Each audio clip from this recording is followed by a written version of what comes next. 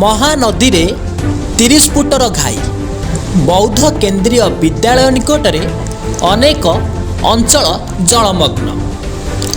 महानदी रे प्राय 30 फुटर घाई बौद्ध केंद्रीय विद्यालय पछपटे एक घाई सृष्टि होइछि।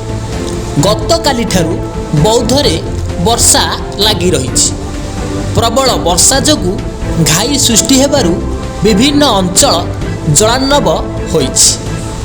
बौद्ध केंद्रीय विद्यालय, कर्मजीवी महिला आवासिक बिल्डिंग, जीएसटी ऑफिस, जिला शिल्प केंद्र ऑफिस समेत अतिरिक्त जिला द्वारा जज सरकारी बासभवन एवं पुलिस कैंटीन रे पानी पशिथिला।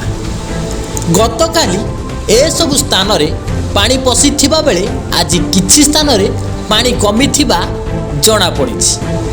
ब्यूरो रिपोर्ट, मंदिरा टीवी।